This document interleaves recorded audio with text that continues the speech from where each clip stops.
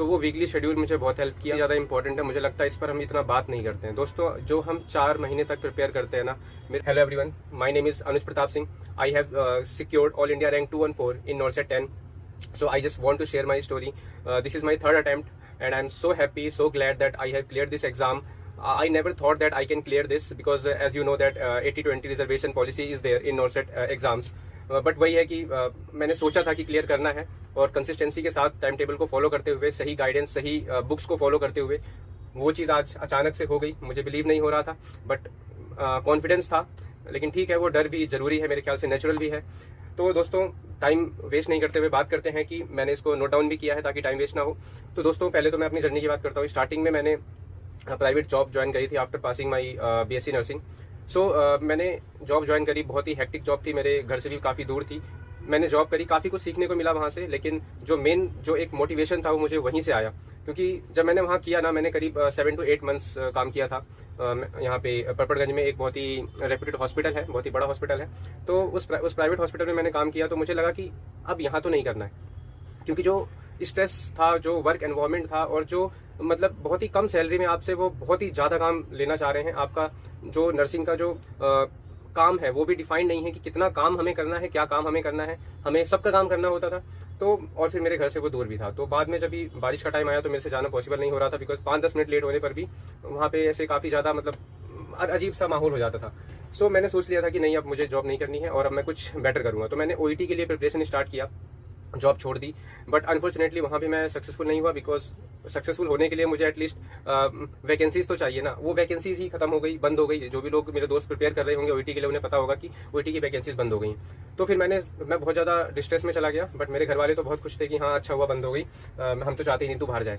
तो उसके बाद मैंने गवर्नमेंट जॉब के लिए प्रिपेयर करना स्टार्ट किया। But back of the mind मेरे मन में ये था कि मैं NCLEX की तैयारी करूंगा, NCLEX को पास आउट करके और फिर मैं बाहर जाऊंगा। लेकिन फिर करते करते मुझे चीज़ें समझ में आने लगी और मुझे लगा कि ठीक है, गवर्नमेंट जॉब यहाँ पर भी अच्छी है, यहाँ पे भी वर्क लाइफ बैलेंस ठीक ठाक हो सकता है।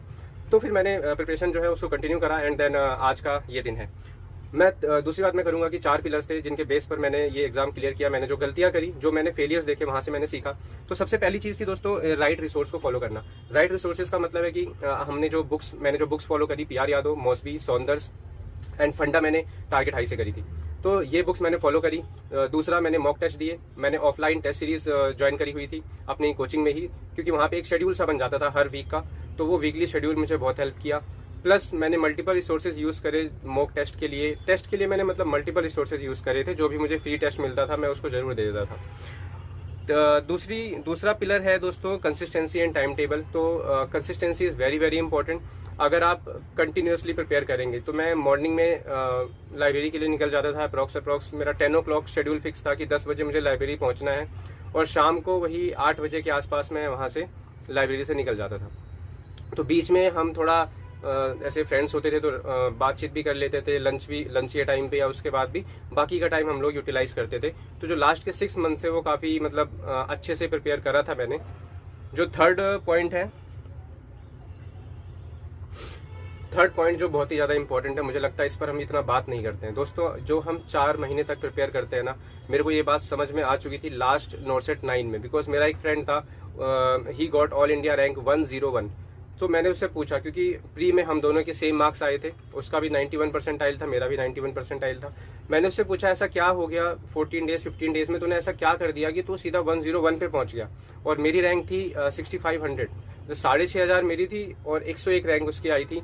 तो वो मेरे लिए काफ़ी मोटिवेटिंग था। बट मेरे अंदर बड़ी क्यूरियोसिटी हो रही थी जानने के लिए। तो उसने बोला यार मैंने कुछ भी नहीं किया, मैंने सिंपल वो बस जो 15 डेज थे उसमें रिवीजन किया है बस बार बार। उसने टेस्ट भी नहीं दिया, सिर्फ रिवीजन ही बार बार किया है उसने। फिर मेरे को लगा कुछ तो पंगा है जो हम नहीं सोच रहे हैं, क्योंकि मैंने जो प्री और मेंस के बीच का टाइम था वो काफ़ी अनप्लान्ड तरीके से प्रिपरेशन करी थी। इस बार 10 के लिए मैं पहले से प्रिपेयर था कि जो 14 डेज आएंगे उसको मैं बहुत ही अच्छे से मतलब यूटिलाइज करूंगा। तो 14 ही आई गेस 15 to 18 डेज थे, उसको मैंने बहुत ही प्रॉपरली यूटिलाइज किया। तो मेरे ख्याल से उसके बारे में फिर कभी आगे बात करेंगे।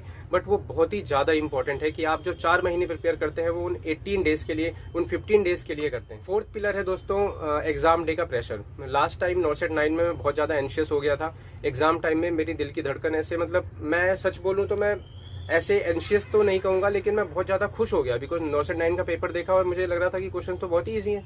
तो मेरे को ऐसे शिवरिंग होने लगी हाथ में, मुझे लग रहा है ये नोट सेट तो मेरा क्लियर है, और पता नहीं वो चीज़ मेरे को लास्ट सेक्शन तक जाते जाते वो सूटेबल नहीं हुई, और काफ़ी ज़्यादा मतलब मुझे उस टाइम पे तो लग रहा था कि क्लियर हो जाएगा और मैं खुश था, लेकिन जब आके मैंने एनालाइज किया तो मैंने खूब दबा के नेगेटिव करे थे।